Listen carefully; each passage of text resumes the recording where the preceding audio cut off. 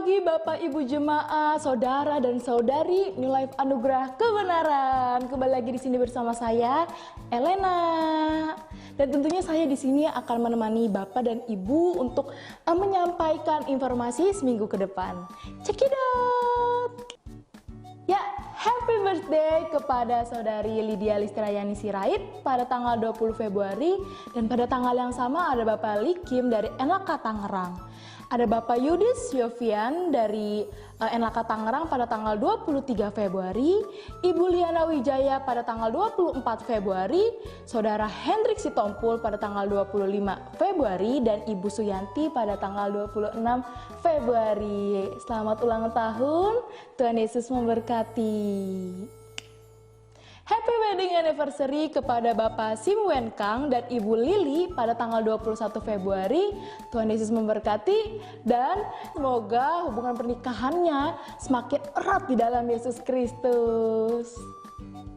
Hai adik-adik Little Disciples, jangan lupa ya hari ini jam 5 sore di YouTube channel New Life Anugerah Kebenaran ada ibadah Little Disciples. Jangan lupa siapkan catatan dan hati adik-adik untuk memuji dan menyembah Tuhan. See you! Bagi Bapak Ibu Saudara yang rindu untuk memberi perpuluhan atau persembahan bisa kirimkan ke nomor rekening yang ada di layar Bapak Ibu Saudara atas nama Rona _Serly. Jangan lupa untuk menyertakan nomor jemaatnya. Sedih sekali untuk ibadah tatap muka pada saat ini ditiadakan. Tapi jangan lupa untuk terus-terus berdoa kepada Tuhan dan beriman agar segera pandemi ini berakhir dan kita dapat berkumpul lagi setelah ibadah. Ya, untuk Bapak, Ibu, Saudara-saudari yang rindu untuk memberi janji iman bisa kirimkan kepada Ibu Lingling dengan nomor yang ada di layar ini. Sekian informasi yang dapat saya sampaikan. Selamat beribadah dan Tuhan Yesus memberkati. See you.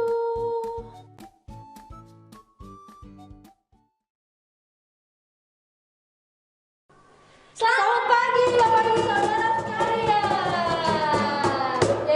Kami dari Sound of Many Water, hari ini kita mau menyembah Tuhan sebelum mendengarkan firman. Ya, sebelumnya Bapak Ibu, kami undang untuk Bapak Ibu menyiapkan hati terlebih dahulu karena kita ingin berdoa. Mari kita berdoa Bapak Ibu. Bapak, terima kasih Bapak untuk hari ini Bapak, untuk hari yang indah Bapak, sehingga kami bisa berkumpul bersama keluarga kami Bapak, dan sendiri Bapak untuk bersama-sama menyaksikan ibadah hari Minggu hari ini Bapak. Bapak, kami minta Bapak supaya ketika kami menyembah Engkau Bapak, hadirat-Mu begitu kuat dan nyata Bapak di tengah-tengah kami Bapak, di tempat di mana kami menyembah Engkau. Kami berdoa Bapak biar setiap penyembahan Bapak, biar itu berkuasa Bapak, melalui setiap penyembahan yang kami panjatkan Bapak, biar itu berkuasa Bapak, ada kuasa yang mengubahkan hidup kami melalui lagu-lagu yang kami nyanyikan. Terima kasih Bapak untuk hari ini kami memberikan yang terbaik buat Engkau. Dalam nama Yesus kami telah berdoa dan mengucap syukur. Amin. Mari kita berbahasa roh terlebih dahulu Bapak Ibu. Oh, ya ra ra ra ra.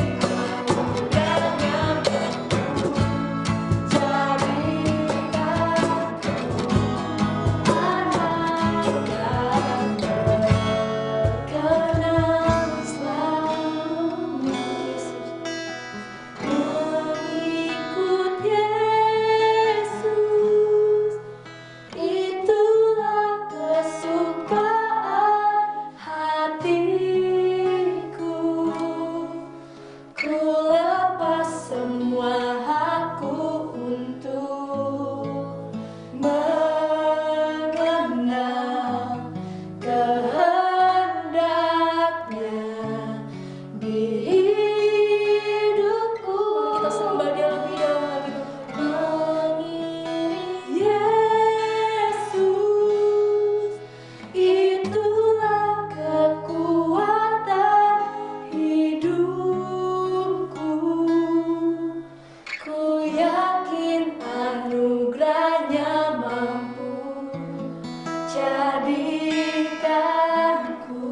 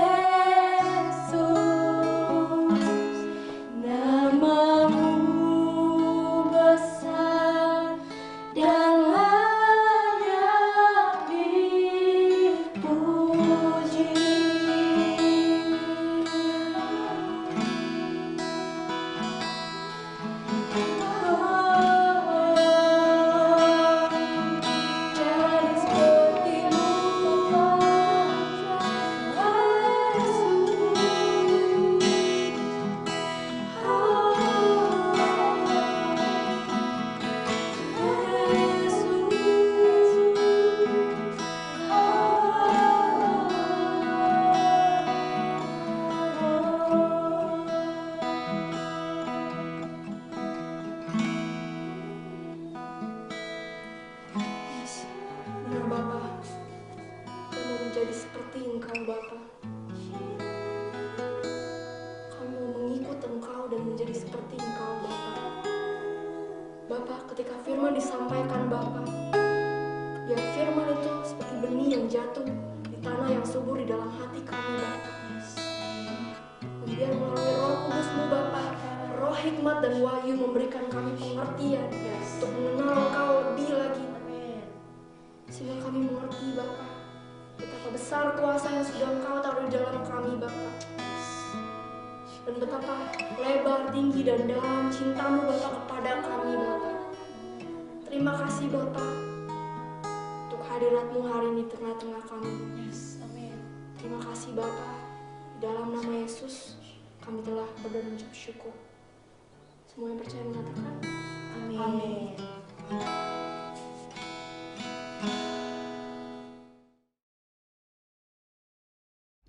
Selamat pagi Bapak Ibu Saudara sekalian. Mari kita sama-sama buka firman Tuhan di Amsal 3 ayat 9-10.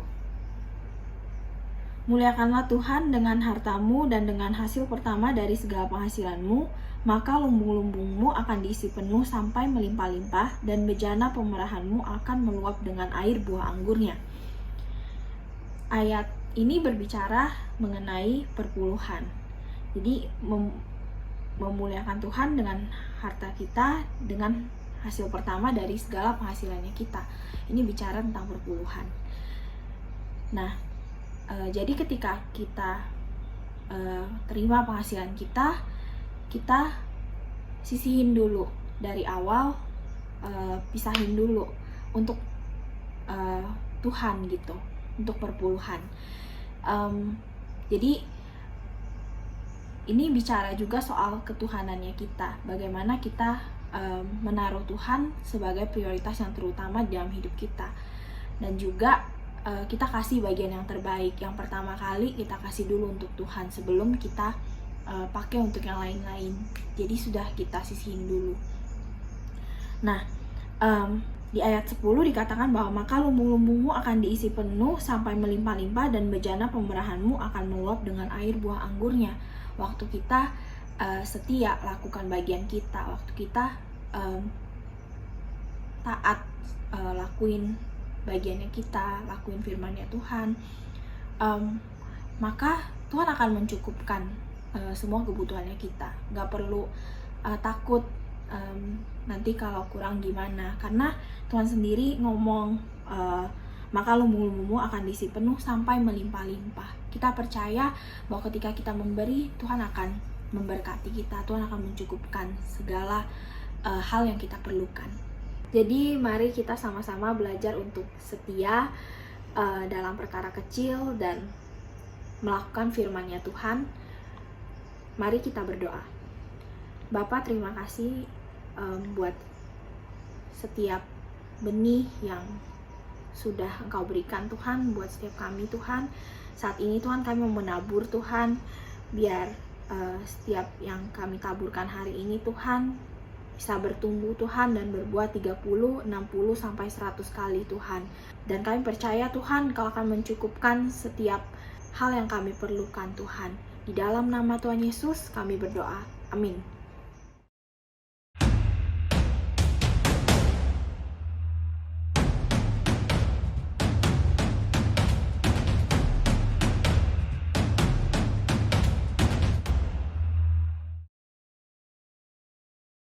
Selamat pagi, saudara-saudari, anak-anak kesayangan Bapa di sorga.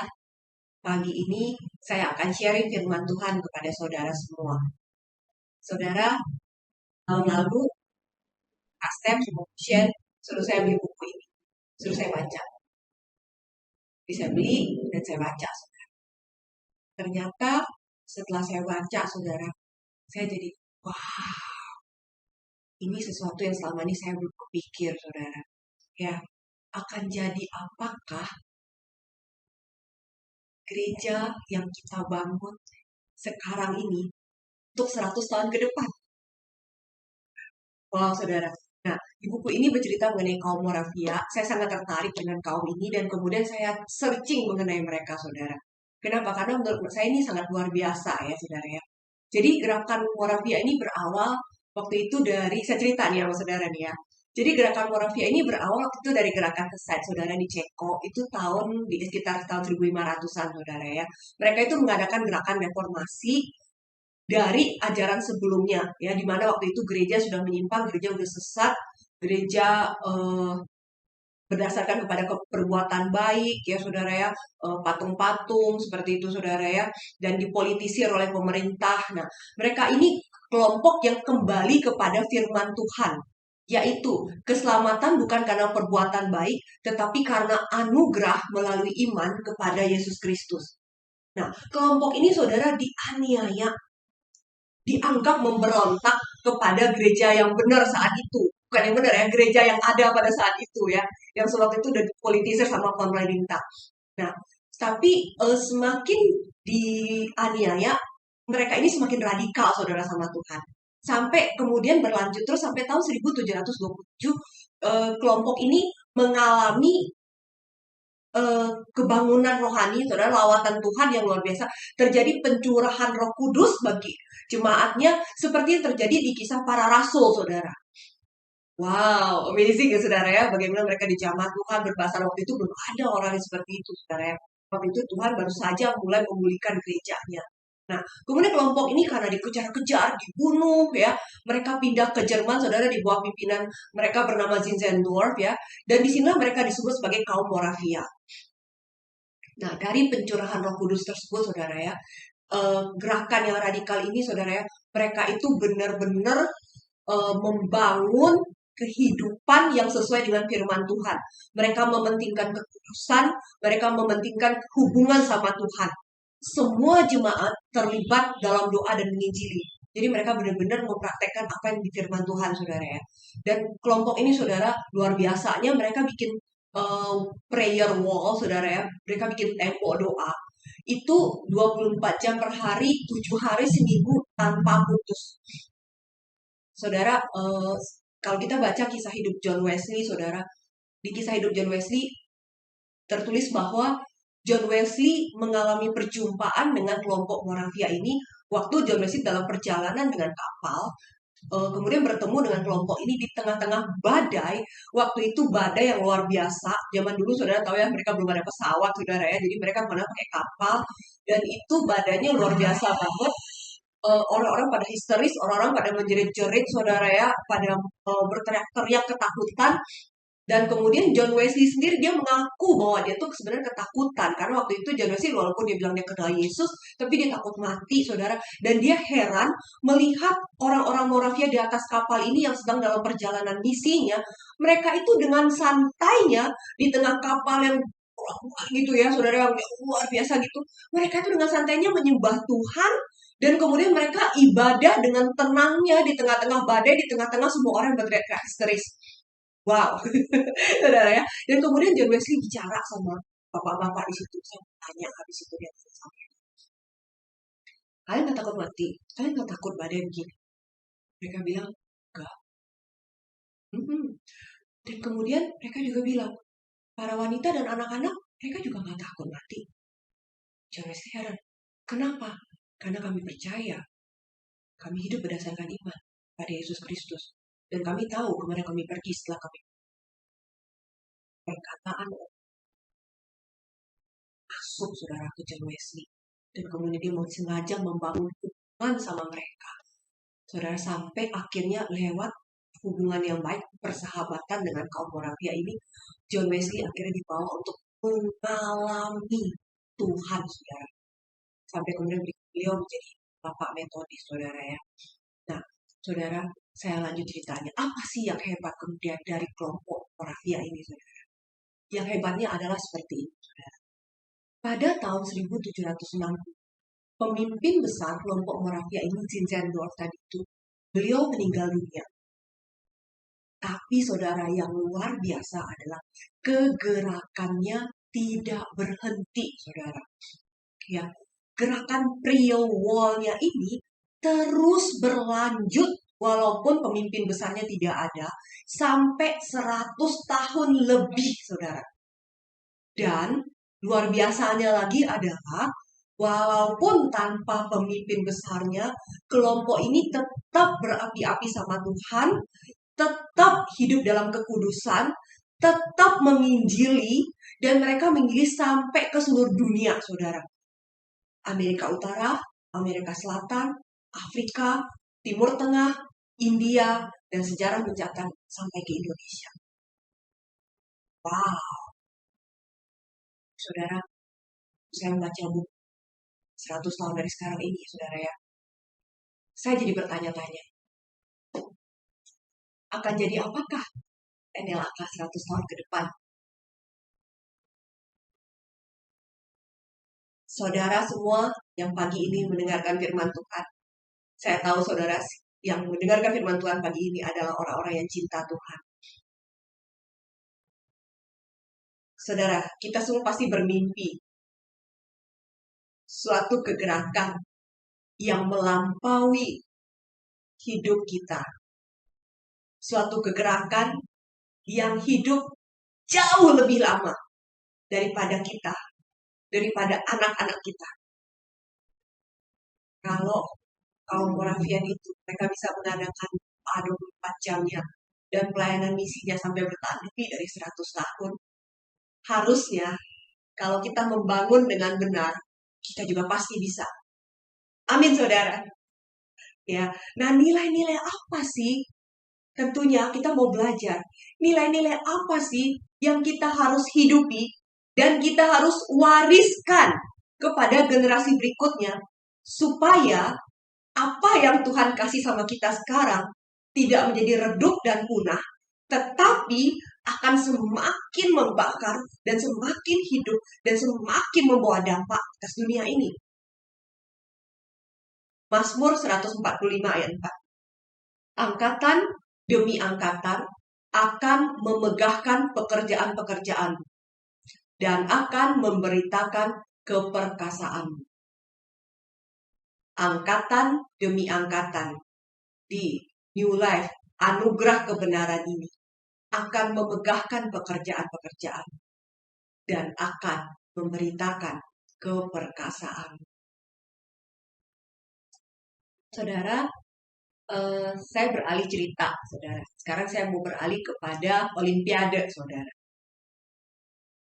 Dalam setiap perlombaan Olimpiade, perlombaan estafet 4x100 meter tiap adalah cabang yang diunggulkan oleh tim Amerika Serikat untuk mendapat medali emas. Sejak dari tahun 1912, saudara, mereka sudah 109 tahun mengikuti Olimpiade, dan tim estafet Amerika ini telah tampil 41 kali, dan dari 41 kali itu 27 kali mereka sudah mendapatkan medali emas atau perak. Jadi waktu Olimpiade ini salah satu cabang yang diunggulkan gitu, saudara. Tapi saudara, apa yang terjadi? Mereka pernah gagal nggak? Pernah, saudara. Di tahun 2008 di Olimpiade Beijing, saudara, pelari ketiga dia itu gagal menyerahkan tongkat kepada pelari terakhir, saudara. Tongkatnya jatuh gelundungan, saudara, di lintasan. Saudara, itu benar-benar sangat disesalkan sekali, saudara ya. Pelari ketiga dan keempat sama-sama menyalahkan dirinya sendiri karena gagal membawa timnya untuk meraih medali emas. Saudara, kenapa saya cerita ini?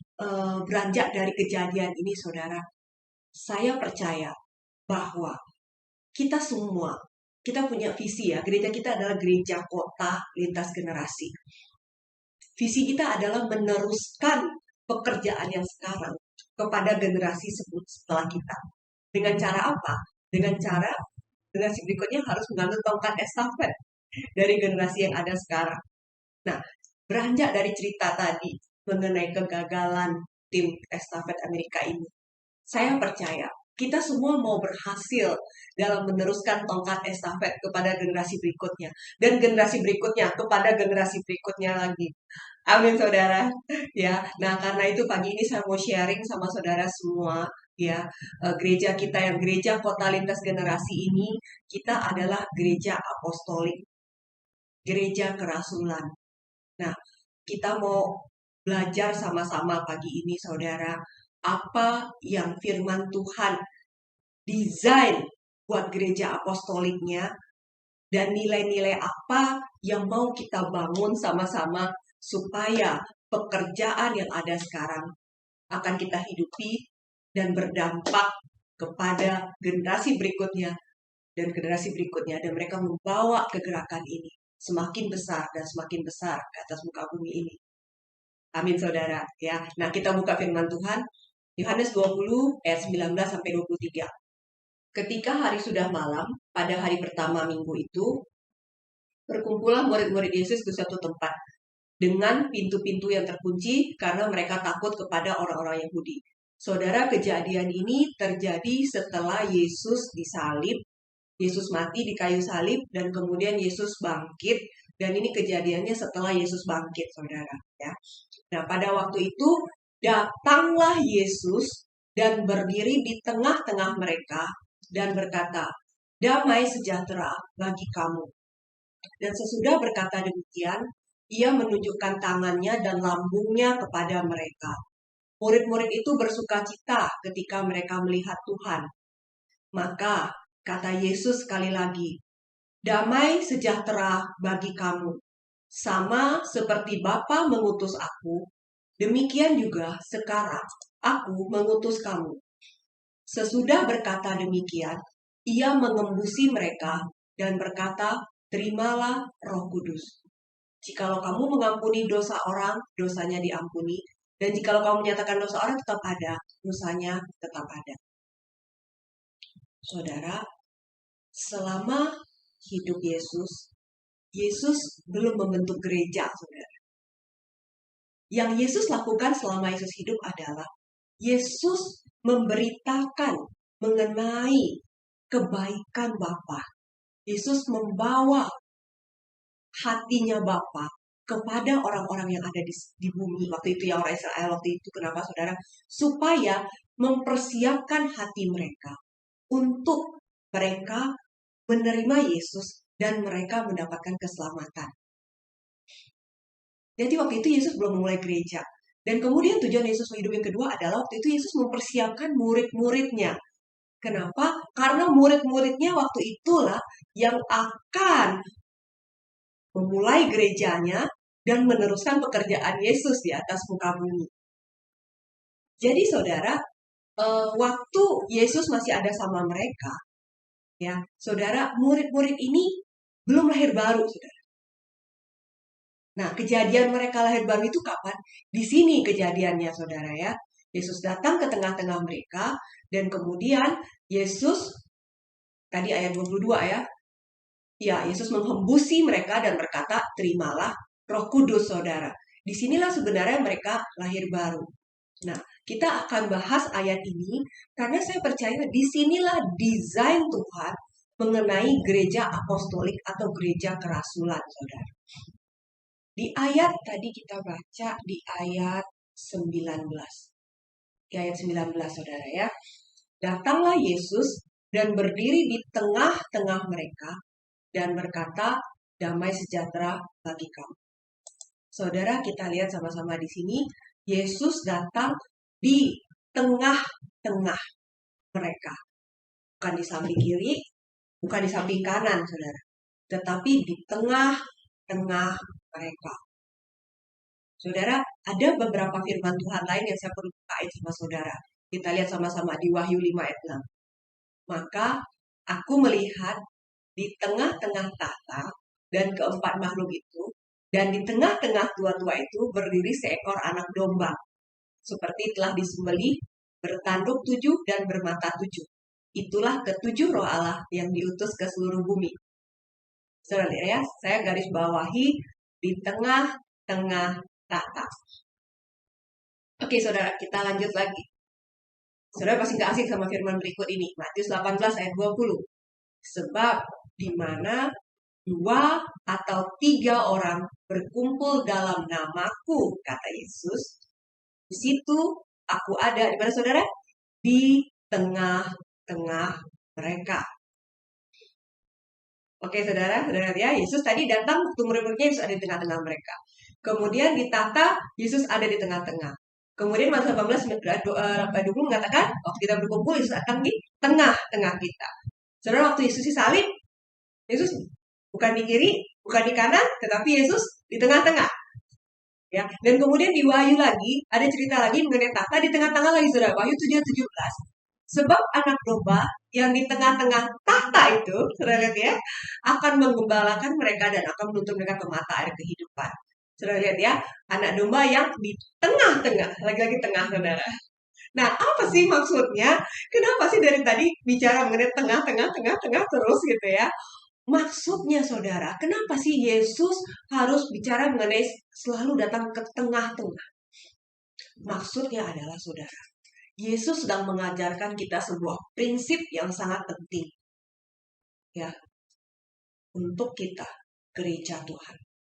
Ya, Yesus harus menjadi pusat dari setiap pengambilan keputusan, dari setiap hal apapun yang terjadi dalam hidup kita. Itulah prinsip yang Yesus sedang ajarkan kepada kita gereja. Saudara, Kolose 1 ayat 18 tertulis seperti ini. Ialah kepala tubuh, yaitu jemaat. Ialah yang sulung, yang pertama bangkit dari antara orang mati, sehingga ia yang lebih utama dalam segala sesuatu. Saya garis bawahi di sini perkataan ia yang lebih utama. Lalu tadi kita bicara mengenai di tengah. Artinya Yesus mau menjadi pusat untuk segala kehidupan kita. Inilah yang dimaksud saudara dengan Kolose ini. Dialah yang menjadi supremacy, saudara.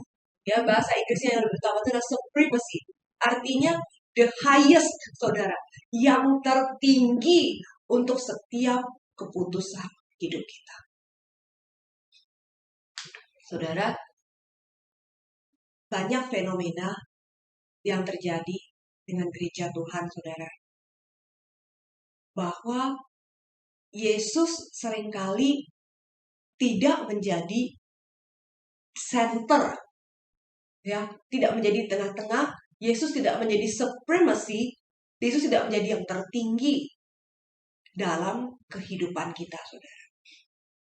Kita buka firman Tuhan, saudara. Saya bukain buat saudara, buat kita sama-sama berhati-hati, saudara. Lukas 2 ayat 41-44.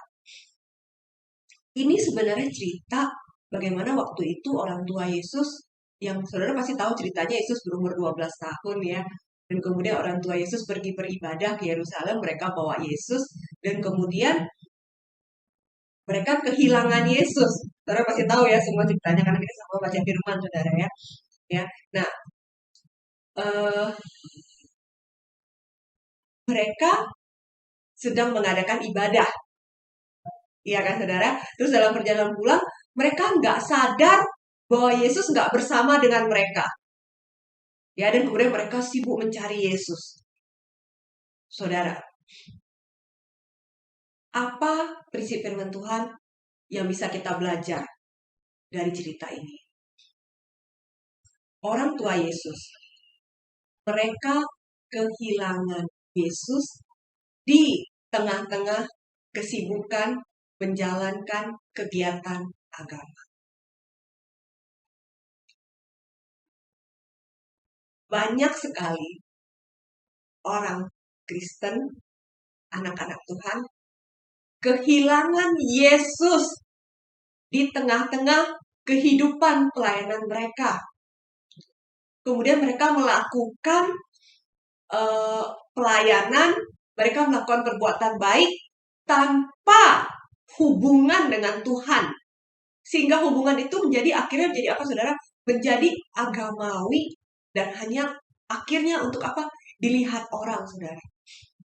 Dan seperti kejadian tadi orang tua Yesus, di mana orang tua Yesus tidak sadar waktu mereka kehilangan Yesus, banyak sekali dari gereja zaman now, di mana waktu mereka mengalami ini, mereka tuh nggak sadar bahwa mereka tuh sudah kehilangan hubungan sama Tuhan, dan mereka nggak sadar bahwa hidupnya udah menjadi kering, dan kemudian sudah banyak kekerasan hati, dan mereka nggak sadar bahwa mereka udah kehilangan damai sejahtera Tuhan.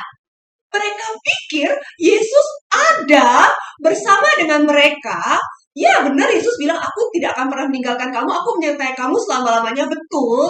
Ya, tetapi yang tidak lagi mereka sadari adalah mereka tidak menempatkan Yesus sebagai yang pusat untuk hidup dan pengambilan keputusan sehari-hari.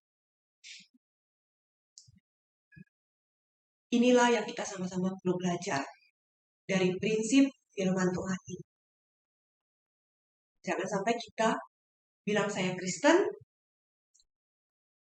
saya berjemaat, mungkin bahkan kita ikut sel, mungkin kita melayanin, tetapi ada suatu nilai yang kita mau pegang sama-sama, yang tidak akan pernah kita lepaskan seumur hidup kita. Bahwa Yesus haruslah menjadi supremacy yang tertinggi untuk setiap pilihan hidup kita. Top of all priority. Segala sesuatu dalam kehidupan kita harus disesuaikan untuk kesenangan dan penghormatan bagi Tuhan yang sudah mati buat kita. Saudara, karena tadi kita belajar sama-sama. Tadi ayat di Yohanes 20 kita baca itu adalah ciri-ciri desain Tuhan untuk gereja apostolik Tuhan. Dan ciri gereja apostolik yang pertama dan terutama adalah saudara, Yesus hadir di tengah murid-muridnya. Karena itu saudara, nilai gereja kita yang pertama adalah ketuhanan. Yaitu kita menjadikan Yesus Kristus sebagai Tuhan dalam hidup kita. Berarti saudara, semua kebenaran, semua nilai hidup, semua tujuan hidup kita harus berdasarkan pada apa yang firman Tuhan katakan. Semua pilihan hidup kita setiap hari haruslah untuk menyenangkan dan menghormati Tuhan. Dan saudara, karena tadi kita bicara mengenai ketuhanan, saudara ya, pastinya kalau kita bicara mengenai ketuhanan, itu tidak akan lepas dari masalah prioritas, saudara. Kenapa? Karena kalau kita mau praktek ketuhanan dalam hidup kita sehari-hari, kita harus tahu prioritas hidup. Apa itu prioritas? Prioritas adalah siapa atau apa yang terutama dalam hidup kita. Kenapa saudara, kita sudah pernah sama-sama belajar bahwa orang Kristen yang prioritasnya salah tidak akan bisa mencapai panggilan hidupnya. Saudara, saya akan ulang sedikit sama-sama saudara pagi ini. Inilah susunan prioritas yang kita pegang sama-sama di New Life Anugerah Kebenaran. Pertama adalah ketuhanan, saudara. Kalau kita bicara ketuhanan, itu dalam bentuk apa, saudara? Dalam bentuk pertama, bagaimana kita membangun hubungan kita sama Tuhan. Karena itu kita punya jadwal baca firman, saudara ya. Karena itu kita berbahasa roh, karena itu kita berdoa. Saudara, kenapa? Karena itulah ketuhanan kita sama Tuhan. Waktu kita membangun hubungan pribadi kita sama Tuhan. Saudara, satu statement seorang hamba Tuhan yang selalu saya ingat dan saya pegang, saudara, dalam hidup saya. Seorang hamba Tuhan yang dipakai Tuhan luar biasa di El Rudi. Beliau mengatakan bahwa dalam statement beliau, kita adalah bejana bocor yang selalu harus berada di bawah pancuran. Saudara, terus terang, kita ini bejana bocor, saudara. Setiap hari, kita terus terang aja, saudara ya. Banyak sekali sampah, efek-efek negatif, pengaruh dunia yang masuk ke dalam hidup kita. Itu membuat kita jadi bejana bocor, saudara. Apalagi kalau yang masuk itu, saudara ya, jauh lebih banyak ya daripada firman Tuhan yang masuk. Saudara kebayang ya, akan jadi apa kita, saudara ya. Nah, karena itu saudara, kita perlu sekali membangun ketuhanan, hidup ketuhanan kita sama Tuhan. Itulah nilai yang kita pegang sama-sama saudara. Dan kemudian ketuhanan kita juga praktekkan dalam hal bagaimana kita mengatur keuangan kita. Bagaimana kita mengembalikan milik Tuhan yang perpuluhan. Karena kita tahu bahwa Tuhan sudah memberkati kita. Dan kita percaya bahwa Dia pasti memberkati kita ke depan. Dan adalah kehendak Tuhan untuk kita memuliakan Dia lewat setiap berkat yang Tuhan sudah kasih kepada kita. Karena kita mau percaya kepada firman Tuhan. Karena firman Tuhan yang bilang, ujilah aku.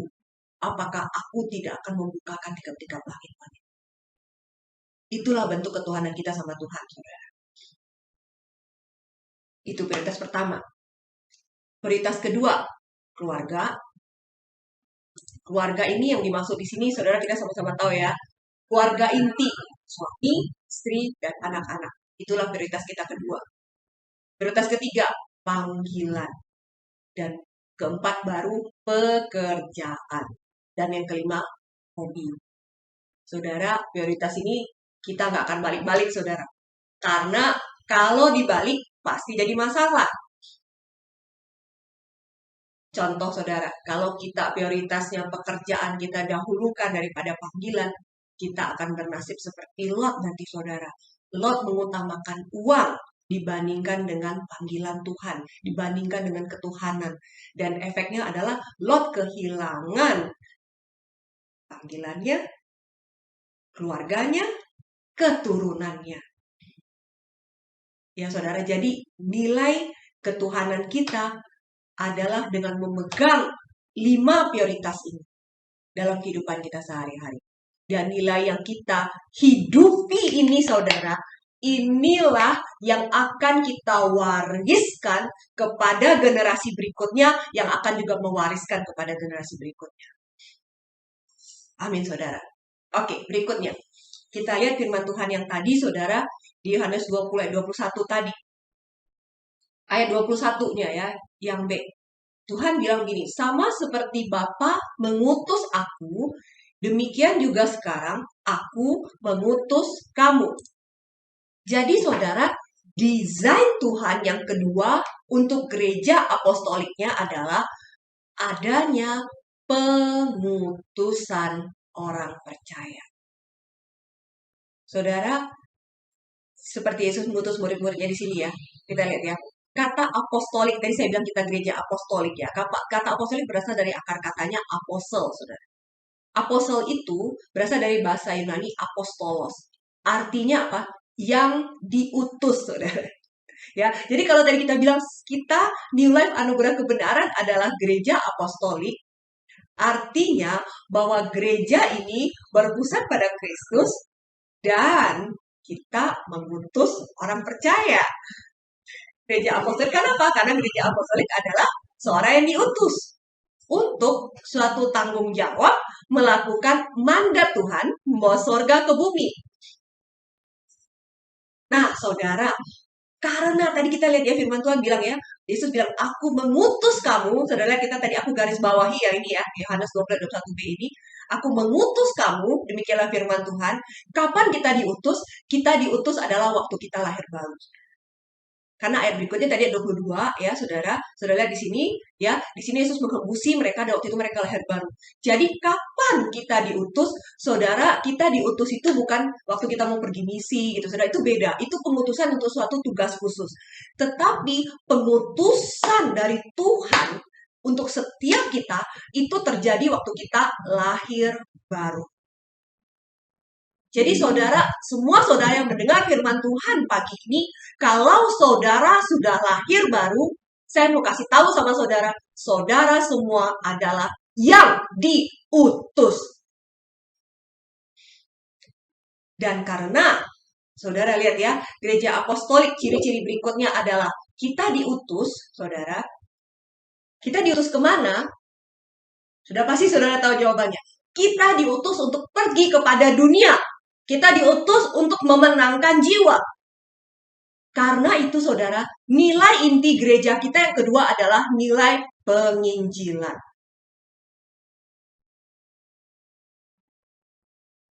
Benar gak saudara? Namanya diutus berarti kita injil dong. Ya, saudara, penginjilan adalah pekerjaan setiap kita. Karena setiap kita diutus kan? Penginjilan itu harusnya menjadi gaya hidup kita sehari-hari. Dan setiap kali kita membangun hubungan sama orang, tujuannya apa? Ya pasti penginjilan. Ya, saudara. Oke, berikutnya. Tadi, saudara. Karena tadi kita diutus, kita pasti nginjil. Iya kan? Nah, kemudian sehabis nginjil, terus jiwanya mau diapain? Saudara, pasti harus dimuridkan. Benar kan, saudara? Karena firman Tuhan yang bilang kan, bahwa pergi, jadikan semua bangsa murid. Benar kan, saudara? Oke, dan karena itu, makanya nilai inti gereja kita yang ketiga adalah pemuritan. Amin, saudara. Ya, apa itu pemuritan? Pemuritan adalah transfer visi, nilai, gaya hidup, dan urapan untuk menghasilkan keturunan yang lebih kuat. Saudara, tanpa pemuritan gereja ini gak akan ada penuai, saudara. Gak ada masa depan. Gak ada orang yang siap untuk menyambut kedatangan Yesus ya. Gak ada orang-orang yang mau bekerja bagi jiwa-jiwa. Oke, saudara, saya lanjut ya. Lanjut, berikutnya. Tadi firman Tuhan mendesain, saya ulang ya saudara ya, bahwa kita adalah gereja apostolik, artinya diutus. Kemudian karena kita diutus, kita menginjil. Dan karena kita menginjil, karena firman Tuhan bilang, pergi jadikan semua orang murid, bukan cuma menjadikan orang percaya, bukan cuma menjadikan orang terima Yesus, bukan cuma menjadikan orang Kristen, bukan cuma menjadikan orang dibaptis, tetapi menjadikan murid. Tadi nilai ketiga kita adalah pemuritan. Dan berikutnya, sehabis kita diutus menginjili, kita memenangkan jiwa, kemana kita mau bawa? Karena itu saudara, nilai inti kita yang keempat itu adalah gereja lokal. Kenapa? Karena kita harus bawa jiwa-jiwa yang kita injili ke gereja lokal. Kita harus sama-sama bertumbuh di sebuah gereja lokal. Dan gereja lokal yang didesain Tuhan adalah orang-orang yang sudah dilahirkan kembali. Gereja ini didesain Tuhan untuk memperlengkapi setiap orang percaya, saudara. Amin, saudara. Nah, di gereja lokal New Life Anugerah Kebenaran ini, saudara, gereja kita ini berdasarkan nilai teokrasi, saudara. Apa yang dimaksud dengan nilai teokrasi? Teokrasi itu maksudnya pemerintahan kita berdasarkan kepada Tuhan Yesus Kristus dengan melalui Roh Kudus-Nya dan berfokus pada prinsip-prinsip ilahi firman Tuhan. Gitu ya, saudara. Nah, karena kita hidup sama di dalam gereja lokal, karena itu kita mengenal yang namanya otoritas, saudara. Karena itu, Pastor selama ini mengajarkan kita prinsip otoritas. Kenapa, saudara? Karena Tuhan memberikan kepada kita otoritas untuk apa, saudara? Untuk membentuk karakter kita, saudara. Bahkan, saudara, jangankan kita ya, Yesus aja yang Tuhan, Yesus diproses untuk hidup di bawah otoritas. Tadi saya cerita yang tadi Yesus umur 12 tahun, habis itu Yesus harus kembali kepada orang tuanya, dan dia menundukkan diri di bawah orang tuanya. Dan saudara, firman Tuhan mencatat, waktu Yesus mengerti otoritas, dan Yesus menundukkan diri di bawah orang tuanya, maka firman Tuhan mencatat, Yesus makin bertambah besar, dan bertambah hikmatnya, dan besarnya, dan makin dikasihi oleh Allah dan manusia. Saudara, Yesus aja perlu belajar untuk namanya tunduk di bawah otoritas, dan Yesus menjadi sampel buat kita bahwa waktu kita mengerti otoritas dan kita menghidupi otoritas, maka hikmat kita akan bertumbuh, dan makin dikasih oleh Allah maksudnya adalah kasih karunia, perkenanan, favor of God akan semakin besar dalam kehidupan kita. Amin, saudara. Ya, dan kemudian kita belajar otoritas lagi buat apa? Supaya iman kita semakin bertumbuh, saudara. Saudara semua kita baca firman ya, saudara pasti tahu cerita seorang perwira Roma yang pegawainya hampir mati, pegawai yang dikasihinya, dan kemudian dia datang sama Yesus, dan dia bilang sama Yesus, Yesus saya ini ngerti otoritas, saya ini punya atasan dan saya punya bawahan. Kalau saya bilang sama bawahan saya pergi, maka dia harus pergi. Kalau atasan bilang sama saya datang, saya akan datang. Dan kemudian dia bilang sama Yesus, Yesus, kamu berkata sepatah saja, maka saya percaya anak buah saya akan sembuh. Dan saudara, amazingly, ya apa yang tertulis di Alkitab, Yesus bilang, sesungguhnya iman sebesar ini tidak pernah aku jumpai pada seorang pun di antara orang Israel. Dengan kata lain, saudara, Yesus mau kasih tahu sama kita bahwa perwira yang mengerti otoritas ini karena dilatih sehari-hari untuk mengerti dan mempraktekkan apa namanya submit sama otoritas, maka imannya menjadi besar. Saudara, otoritas dalam gereja lokal melatih iman kita supaya iman kita bertumbuh. Ya, saudara, dan kemudian berikutnya kenapa kita belajar otoritas dalam gereja lokal? Karena otoritas itu adalah payung, saudara, untuk melindungi kita dari serangan-serangan iblis yang mau menghancurkan hidup dan panggilan kita, saudara. Saudara, saya belajar dari kisah Daud dan Saul. Kenapa? Karena otoritas itu akan mengarahkan kita juga kepada panggilan kita. Waktu Daud, waktu dia taat sama otoritas, walaupun ditegur dengan cara parah oleh Nabi Nathan, tetapi secara tidak langsung bahwa Daud membiarkan otoritas mengarahkan Daud kepada jalan yang benar, sehingga akhirnya Daud bisa dengan hati yang hancur berbalik ke jalan yang benar, dan itu mengantarkan dia kepada callingnya dan membawa warisan kepada keturunannya. Dibandingkan dengan Saul yang tidak taat kepada otoritas, dia nggak ngerti bahwa otoritas itu dipakai Tuhan untuk hidupnya dia, dan kemudian apa yang terjadi? Saul tidak bisa dibelokkan dari jalannya yang udah belok-belok itu nggak bisa dilurusin lagi, saudara. Dan akhirnya yang terjadi adalah Saul kehilangan panggilannya, dan bukan cuma Saul kehilangan panggilannya, dia kehilangan keturunannya untuk mewarisi berkat-berkatnya. Kenapa? Karena anaknya Jonathan mati bersama dengan Saul. Dia kehilangan kesempatan untuk mewariskan berkat rohani dan jasmani kepada anaknya.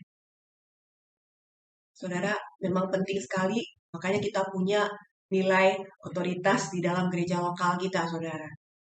Ya, nah berikutnya tadi, saudara, saya kembali lagi. Tadi kembali ke Yohanes 20 ayat 1b. Tadi kita bicara mengenai Yesus bilang, aku mengutus kamu. Dan karena itu kita menginjil.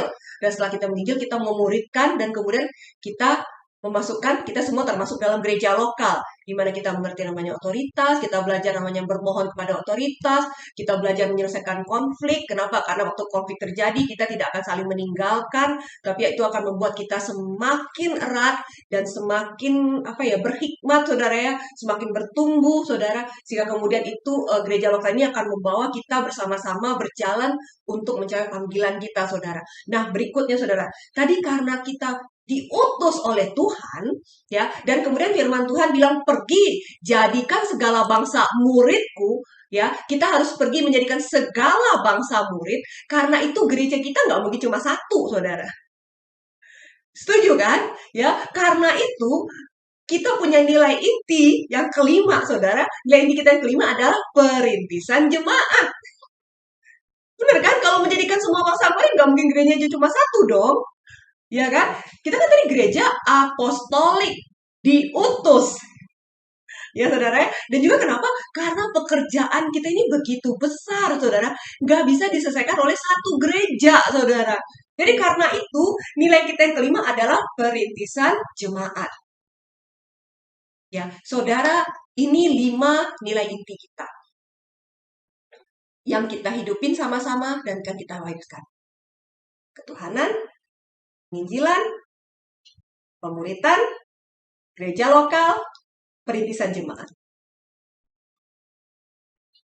Semuanya itu adalah bagian dari desain Tuhan untuk gereja apostolik. Siapa itu gereja apostolik? Saya dan saudara. Saudara boleh komen, saya adalah gereja apostolik. Saudara boleh komen, saudara. Saya diutus oleh Allah. Saudara boleh komen. Karena itulah kita. Kita adalah gereja apostolik, kita diutus oleh Allah. Saya hidup dalam kekudusan. Amin, saudara. Ya, nah, berikutnya saudara, kita lihat poin terakhir di sini. Yang tadi Yohanes 20, saudara. Yohanes 20 ini tadi kita baca ulang, saudara ya. Di ayat 19, pada waktu itu datanglah Yesus dan berdiri di tengah-tengah mereka dan berkata, damai sejahtera bagi kamu. Oke, saudara. Dan kemudian di ayat 21, sekali lagi Yesus berkata, maka kata Yesus sekali lagi, damai sejahtera bagi kamu. Saudara, dalam desain Tuhan untuk gereja apostolik ini, Tuhan berkata perkataan yang sama 2 kali, yaitu damai sejahtera bagi kamu. Apa maksud Tuhan memperkatakan damai sejahtera bagi kamu 2 kali? Pasti Tuhan punya maksud kan, saudara? Saudara, mari kita kupas, kita lihat damai sejahtera yang pertama. Lihat ya, pada hari sudah malam, pada hari pertama minggu itu berkumpullah murid-murid Yesus suatu tempat dengan pintu-pintu yang terkunci karena mereka takut. Saudara lihat di situ ya, takut kepada orang-orang Yahudi. Ya, jadi damai sejahtera yang pertama Yesus keluarkan kepada murid-muridnya.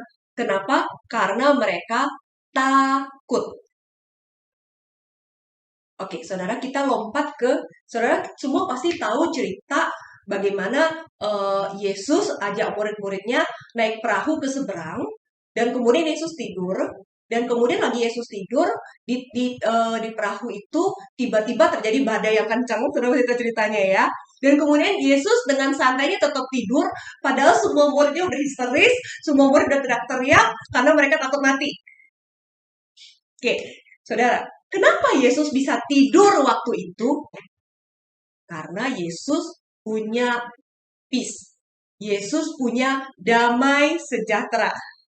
Damai sejahtera sorgalah yang memampukan Yesus untuk tidur. Saudara, damai sejahtera itu ada di dalam Yesus. Oke, dan damai sejahtera itulah yang keluar dari Yesus waktu Yesus dibangunkan sama murid-muridnya, dan dari damai sejahtera itulah keluar yang namanya kuasa.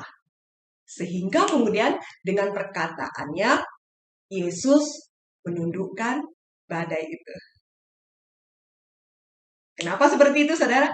Karena yang dari luar selalu tunduk sama yang di dalam. Waktu kita peace, waktu kita punya damai sejahtera di dalam, maka kita bisa kontrol yang di luar, saudara. Firman Tuhan, Yohanes 14 ayat 27. Damai sejahtera, peace, ku tinggalkan bagimu. Yesus bicara apa? Aku mewariskan loh damai sejahteraku bagimu. Damai sejahtera itu ku kasih sama kamu. Dan apa yang kuberikan tidak seperti yang diberikan dunia kepadamu. Janganlah gelisah dan gentar hatimu. Karena itu tadi Yesus bilang damai sejahtera bagi kamu kepada murid-muridnya. Kenapa? Karena Yesus tahu murid-muridnya sedang dalam kondisi ketakutan. Saudara, Yesus perlu mengingatkan sama murid-muridnya. Kamu ingat nggak? Kamu perlu punya peace loh. Dari damai sejahtera yang kuwariskan itulah nanti kamu akan keluar kuasa. Saudara, karena itu firman Tuhan bilang, jagalah hatimu dengan segala kewaspadaan, karena dari situ terpancar kehidupan. Kenapa? Karena peace itu ada di sini, saudara. Waktu kita jaga hati kita, ada damai sejahtera di sini. Dan dari sini, saudara, aliran Roh Kudus akan mengalir. Saudara, kuasa Tuhan akan mengalir, saudara. Saudara pernah nggak ngalamin Bagaimana waktu damai sejahtera ada di dalam, masalah apapun yang ada di luar, saudara bisa menundukkan, saudara bisa kontrol itu. Itulah kehendak Tuhan untuk setiap kita. Damai sejahtera Tuhan mengalir keluar. Dan itu menghasilkan kuasa. Itu tadi maksud pertama, warisan Tuhan untuk gereja apostoliknya. Tuhan bicara mengenai damai sejahtera. Berikutnya saudara, kedua kali Yesus ngomong lagi, damai sejahtera bagi kamu. Saudara lihat, kapan Yesus ngomong damai sejahtera ini? Sama seperti Bapa mengutus aku, demikian juga sekarang aku mengutus kamu. Yang kedua, waktu Yesus ngomong mengenai damai sejahtera, ini bicara waktu Yesus mengutus murid-muridnya. Saudara, kita buka firman Tuhan. 2 Korintus 5 ayat 18-19. Dan semuanya ini dari Allah yang dengan perantaraan Kristus telah mendamaikan kita dengan dirinya dan yang telah mempercayakan pelayanan pendamaian itu kepada kami. Sebab Allah mendamaikan dunia dengan dirinya oleh Kristus dengan tidak memperhitungkan pelanggaran mereka. Ia telah, saudara lihat di sini ya, ia telah mempercayakan berita pendamaian itu kepada kami. Saudara lihat ya tadi sebelumnya, telah mempercayakan pelayanan pendamaian itu kepada kami. Dan berikutnya ayat 19, telah mempercayakan berita pendamaian itu kepada kami. Saudara, ini bicara apa? Karena kita sudah diperdamaikan dengan Kristus, maka kita berikutnya membawa damai sejahtera Kristus itu kepada orang-orang yang Tuhan mau kita berkati, saudara. Kita diutus Tuhan untuk suatu pelayanan rekonsiliasi. Kita membawa orang-orang kepada Kristus untuk diperdamaikan kembali dengan Tuhan.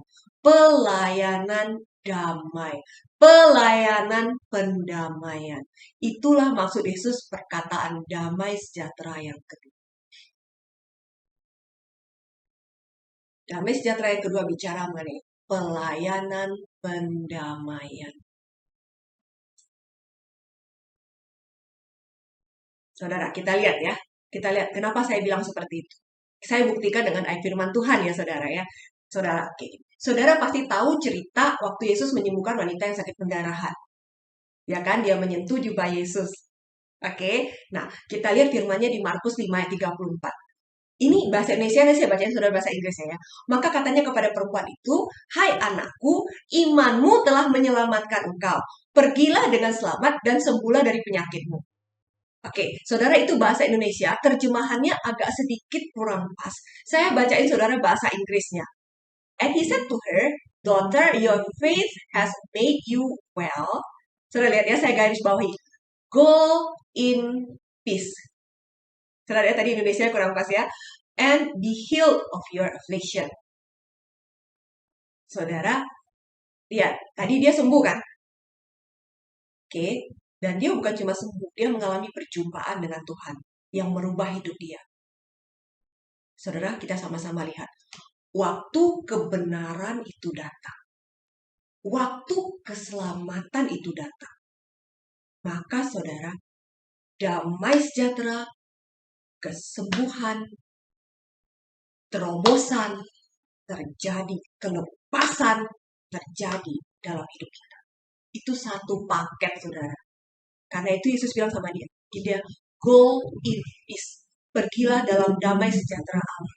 Pergilah dalam keselamatan Allah. Pergilah dalam kelepasan Allah. Pergilah dalam kesembuhan Allah. Karena semua kata itu tercakup dalam satu kata. Sozo, soteria, kehidupan Allah. Yang mana di dalamnya terdapat keselamatan, kelepasan, berkat, kesembuhan, damai sejahtera Allah. Dan berita pendamaian itulah yang Tuhan percayakan kepada kita. Amin, saudara. Dan kita sama-sama tahu dari mana sumber peace-nya? Dari Tuhan kita Yesus Kristus. Lewat hubungan kita sama Tuhan. Peace itu akan mengalir terus. damai sejahtera Tuhan akan, damai sejahtera Tuhan akan. Dan saya percaya saudara, kalau kita punya ketuhanan yang benar, kuasa mengalir dari hidup kita. Orang-orang akan ditambahkan dalam hidup kita. Karena apa? Karena damai sejahtera Tuhan mengalirkan kuasa keluar. Damai sejahtera Tuhan mengalirkan pendamaian kepada orang-orang untuk kita bawa kepada Kristus. Amin, saudara. Oke, saudara. Nah, saudara, ini firman yang saya mau sampaikan sama saudara pagi ini semua. Inilah desain Tuhan untuk kita sebagai sebuah gereja apostolik, di mana ada hadirat Tuhan, saudara. Ya, di tengah-tengah kita. Ini bicara apa? Yesus harus menjadi center. Yesus harus menjadi yang terutama. Yesus adalah Tuhan untuk semua area hidup kita. Dan kemudian kita belajar bahwa sebagai gereja apostolik kita diutus. Karena itu kita punya nilai penginjilan, kita punya nilai pemuritan, kita punya nilai gereja lokal, dan kemudian kita punya nilai perintisan jemaat. Karena itu adalah bagian dari apostolik, pengutusan Tuhan buat kita. Dan di gereja apostolik itu Tuhan mewariskan peace, damai sejahteranya dia. Untuk membawa kuasa, untuk membawa berita pendamaian ke atas muka bumi. Saudara, saya percaya kalau kita hidupi nilai ini, yang kita sama-sama tahu ini firman Tuhan, saudara ya, Tuhan yang desain, ya saudara ya, dan kemudian kita hidupi, dan saya percaya 100 tahun lagi, saudara, generasi ke depan akan tetap membawa hatinya Tuhan, akan membawa suatu kegerakan yang apinya akan semakin besar dan memperlebar kemuliaan Tuhan atas muka bumi. Amin, saudara. Itu firman yang saya mau sampaikan sama saudara pagi ini. Saya percaya kita semua belajar dan kita mau hidupi sama-sama. Tuhan Yesus memberkati.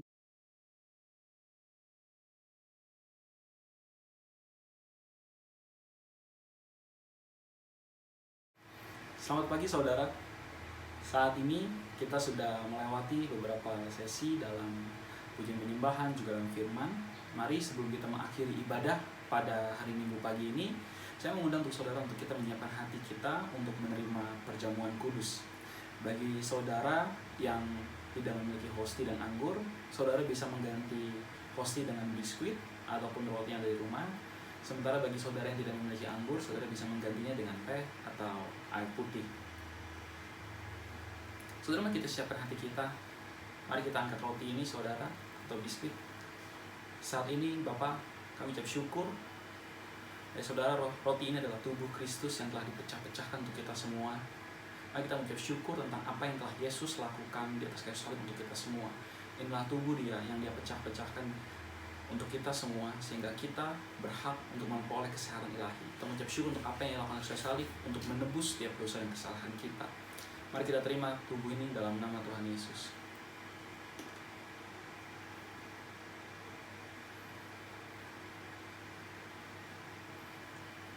Saudara, mari saudara siapkan cawan, anggur atau air.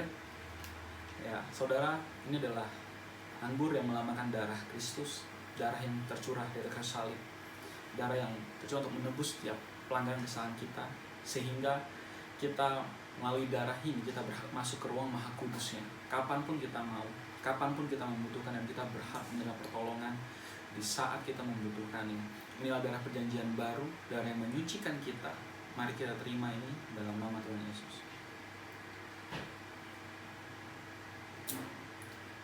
Selamat hari Minggu, saudara.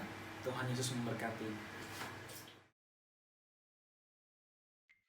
Ya, saudara kekasih di dalam Tuhan, kita akan selesaikan kebaktian pada pagi ini dengan menerima berkat dari Tuhan Allah kita. Angkatlah kedua tanganmu, saudara kekasih dalam Tuhan, sebagai hamba Allah, aku memberkati engkau di dalam nama Tuhan Yesus. Kiranya Tuhan menghadap wajah kepadamu dan menyinari hidupmu. Dan hidupmu diberkati. Hidupmu terus naik dan tidak turun di dalam nama Tuhan Yesus. Diberkati dah engkau di dalam nama Tuhan Yesus. Diberkati dah engkau di kota dan diberkati dah engkau dimanapun engkau berada. Diberkati dah engkau buah kandunganmu. Keturunanmu akan disebut orang yang diberkati. Keturunanmu akan disebut orang yang perkasa di bumi. Diberkati dah bakulmu, diberkati dah tempat adomanmu, diberkati dah dapurmu, selalu ada makanan yang berkelimpahan di dalam nama Tuhan Yesus. Tuhan memerintahkan berkat atas kepadamu, dan di dalam rumahmu selalu ada makanan yang berkelimpahan di dalam nama Tuhan Yesus. Diberkati dah ketika engkau masuk dan diberkati dah ketika engkau keluar dari rumahmu. Tuhan akan mengangkat engkau menjadi kepala, bukan menjadi ekor. Diberkatilah apa yang kau kerjakan dengan tanganmu berhasil. Diberkatilah engkau di sekolahmu. Dan diberkatilah engkau dimanapun engkau berada. Apa yang dikerjakan dengan tanganmu berhasil, apa yang kau usaha akan terus berkembang. Di dalam nama Tuhan Yesus. Diberkatilah rohanimu terus semakin dalam dengan Tuhan. Di dalam nama Tuhan Yesus. Diberkatilah ketika engkau membaca firman Tuhan. Mata hatimu diterangkan, dibukakan, sehingga engkau mengerti pengharapan apakah yang terkandung di dalam panggilannya. Di dalam nama Tuhan Yesus. Aku memberkati engkau di dalam nama Tuhan Yesus. Dan setiap orang yang percaya katakan, amin. Haleluya. Tuhan Yesus memberkati. Selamat hari Minggu. God bless you.